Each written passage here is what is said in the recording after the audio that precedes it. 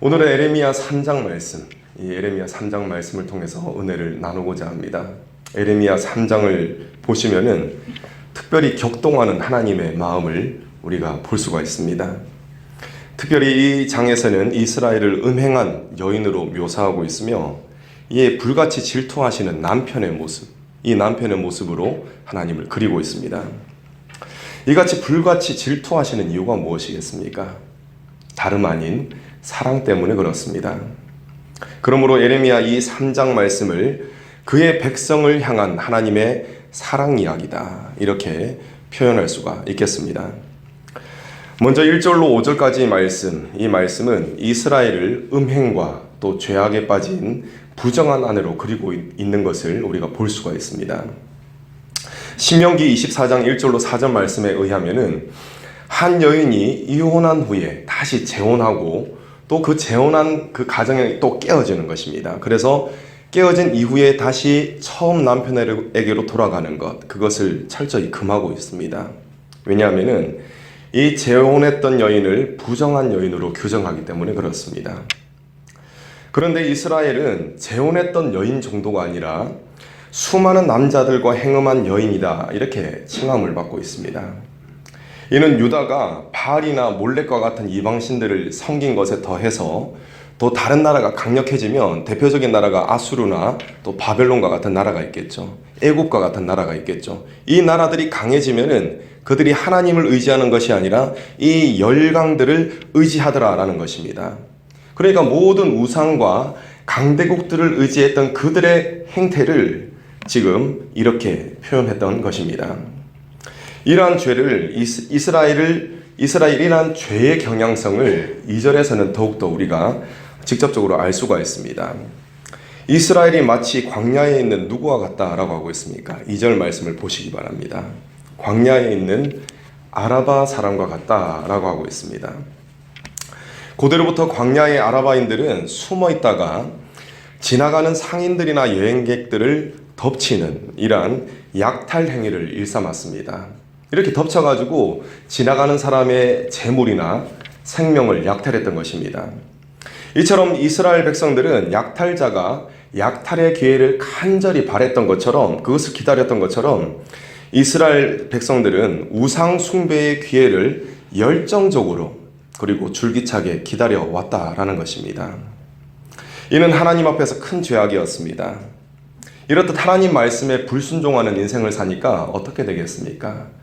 당연히 하나님으로부터 오는 그 복들이 끊어지겠죠. 각종 저주가 그들에게 임하게 되었습니다. 단비와 늦은 비가 끊어지는 것과 같은 저주가 임하게 되었다는 것입니다. 완악했던 이스라엘은 결국 그들이 힘들고 어려워지니까 그제서야 하나님을 찾기 시작했습니다. 그런데 문제가 있습니다. 하나님을 찾기는 찾습니다. 그런데 그들의 삶에는 변화가 없더라라는 것입니다.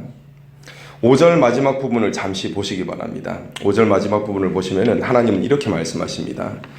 보라, 내가 이같이 말하여도 악을 행하여 내 욕심을 이루었느니라. 하나님 이렇게 말씀하십니다. 입술로만 하나님을 찾고 입술로만 주여 주여 하는데 정작 삶에는 변화가 없더라라는 것입니다. 이스라엘은 여전히 하나님이 아닌 자신을 따랐습니다. 이것은 하나님 앞에 큰 죄악이었습니다. 이제 하나님은 자기 백성들을 향해 회개를 촉구하십니다. 3장 6절부터 마지막 절까지는 이스라엘의 죄악상을 드러내시고 회개를 촉구하시는 그런 내용입니다. 6절부터 10절까지는 이스라엘과 유다의 행음, 이 이스라엘과 유다의 죄악을 이야기하고 있습니다. 요시아 왕이 남유다를 통치할 당시에 북이스라엘은 여전히 우상숭배에 빠져 있었습니다. 그 당시 남유다를 통치했던 요시아는 정말 걸출한 훌륭한 왕이었습니다. 그래서 이 요시아의 지도력 아래 남유다는 하나님을 섬기는 그러한 시기를 지나고 있었습니다. 그런데 북이스라엘은 계속적으로 건국된 이후로 계속해서 우상숭배를 일삼고 있었습니다. 이스라엘의 신랑 되시는 하나님은 이 이스라엘의 행악을 참으셨습니다. 참고 또 참으시다가 8절 말씀처럼 인내심에 이제 바닥을 찍으시고 이혼 증서를 내미십니다. 여기서 이혼 증서를 내밀었다라고 하는 것은 심판을 의미합니다. 하나님은 한이 없으신 인내에 마침표를 찍으시면서 아수르 제국을 사용하셔서 이스라엘을 멸망시키십니다. 이것이 바로 이혼 증서라는 것입니다. 남유다는 이러한 일련의 과정을 다 지켜보았습니다. 그런데 그럼에도 불구하고 그들은 돌이키지 않았습니다. 우상 숭배에 빠져서 허적됐다라는 것입니다. 그래서 하나님은 유다를 북이스라엘보다 더 악하다라고 평가를 하십니다. 하나님은 이제 포기하실 법도 한데 또다시 인내심을 발휘하십니다.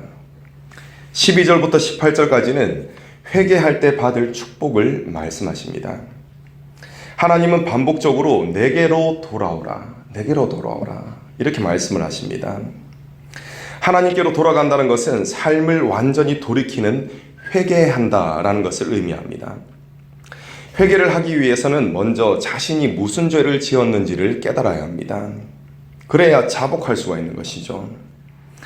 하나님께서는 하나님을 저버리고 우상 숭배를 한 죄악을 자복하는 회개, 그 회개를 요구하십니다. 뜬구름 잡듯이 하나님 제가 잘못했는데요 이렇게 하는 것이 아니라 정확하게 자신의 죄악을 고백하는 회개, 자복하는 회개, 그것을 요구하고 계시는 것입니다. 그리고 이 말씀에 반응하여서 자복하여 회개하는 자들을 하나님은 불쌍히 여기십니다. 긍휼을 베풀어 주신다는 것입니다. 바로 이것이 12절에 기록되어 있는 긍휼히 여김을 받는 복입니다. 회개할 때 첫 번째로 긍휼히 여김을 받는 복, 이 복을 받게 되는 것입니다. 그리고 두 번째로는 14절에 기록되어 있는 시온으로 인도함을 받는 복을 받게 되는 것입니다. 물론 모든 자가 다 하나님께로 돌아오는 것은 아닙니다. 자복하며 회개하는 사람들, 소수의 사람들, 즉 이사야 선지자가 말하는 남은 자들만이 하나님께로 돌아오게 된다는 것이죠. 이들이 시온으로 돌아오게 된다라고 말씀하고 있습니다. 시온은 하나님의 완전하신 통치 안에서 하나님을 섬기게 되는, 하나님을 예배하게 되는 장소를 의미합니다. 이곳에 누구만 들어갈 수 있다고요? 회개하는 자들, 회개하는 소수의 사람들만 돌아오게 된다라고 했습니다. 세 번째로는 15절에 기록되어 있는 지식과 명철을 지닌 목자들에게 양육받는 복, 이 복이 기록되어 있습니다. 여기서 말씀하시는 목자는 다윗과 같이 하나님의 마음에 합한 자, 이 합한 통치자를 의미하고 있습니다. 1차적으로 이 목자들은 5, 6세기에 포로 귀환 시기에 스룹바벨, 에스라, 그리고 느헤미야와 같은 통치자들을 의미합니다. 그리고 궁극적으로는 누구를 의미하겠습니까? 바로 우리의 구주 되시는, 우리의 영원한 왕이 되시는, 통치자 되시는 예수 그리스도를 의미하는 것입니다. 자, 네 번째로는 16절에서 18절에 기록되어 있는 예루살렘에 이르러 번성케 되는 복입니다.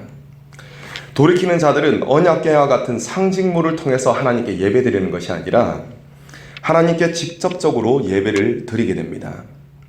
또한 17절의 말씀과 같이 성령님의 도우심으로 말미암아 그냥 무늬만 거룩한 백성이 아니라 실질적으로 거룩한 삶을 살아가게 되는 성도가 된다라는 것입니다. 또 원수와 같이 되어버린 남유다와 북이스라엘, 이들은 물과 기름처럼 하나가 될 수 없는 그런 존재들이었습니다. 그러나 회개하며 돌아갈 때 하나 될 수 없는 자들이 하나 되는 진정한 연합이 일어난다라는 것입니다. 하나님께로 돌이킬 때 지금 말씀드린 바와 같은 각종 복을 받아 누리게 되는 것입니다. 이처럼 하나님께서는 돌이킴에 대한 각종 복을 약속하셨습니다. 그런데 그럼에도 불구하고 이스라엘 백성들은 하나님을 끝까지 저버렸습니다. 20절과 21절 내용이 바로 이러한 하나님을 저버린 내용입니다. 여러분, 이제 이쯤 되면은 하나님이 포기하실 만하지 않습니까? 그렇지만 하나님은 포기하지 않으셨습니다.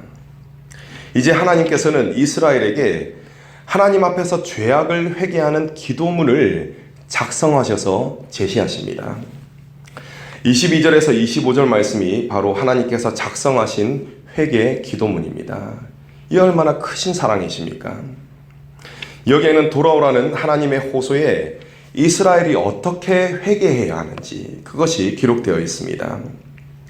고백의 주된 내용은 우상 숭배의 헛됨과 또 하나님을 믿는 것이 참되다는 것을 인정하는 것입니다. 가슴 깊이 인정하는 그 내용을 담고 있습니다. 그렇습니다, 여러분. 구원은 오직 하나님에게만 있는 줄로 믿으시기 바랍니다. 이스라엘이 정신줄 놓고 따랐던 우상 숭배의 신앙이 결국 그들의 삶을, 그들은 형통함을 따르면서 우상을 숭배했지만 그것이 그들의 삶을 송두리째 삼켜버렸다는 것입니다. 이 모든 것을 돌이킬 수 있는 것이 바로 구원이신 하나님께로 돌아가는 것입니다. 하나님은 이러한 내용의 기도문을 작성하셔서 이스라엘에게 제시하신 것입니다. 여러분, 하나님은 이렇듯 기도문을 작성하시면서까지 돌이키라라는 말씀을 하셨습니다. 하나님께로 돌이킨다는 것은 말씀을 근거로 하여서 인생의 궤도, 인생의 방향을 수정하고 또 수정하는 것입니다. 이러한 상태를 예수 그리스도 안에 있는 상태다라고 말할 수가 있는 것입니다. 여전히 자신의 생각을 주장하고 자신의 마음대로 살아가면서 내가 예수 그리스도 안에 있다라고 주장한다면 주님께서 다시 오실 때 내가 너를 모른다라고 말씀하실 것입니다. 지금 여러분들은 어떤 삶을 살아가고 계십니까? 자신의 삶을 하나님의 말씀에 비추어서 계속적으로 수정하는 예수 그리스도 안에 있는 삶을 살고 계십니까? 아니면 나는 예배의 장소에 있기 때문에 예수님을 믿는 사람이다. 나는 예수 그리스도에 있는 사람이다. 이렇게 착각하며 살아가고 있지는 않으십니까? 오직 하나님의 말씀대로 돌이켜서 그리스도 안에 거하시는 저 여러분 되시기를 간절히 소망합니다. 나아가서 돌이키는 자들에게 약속하신 모든 복들, 이 복들을 받아 누리시는 저와 여러분 되시기를 간절히 소망합니다. 기도하시겠습니다.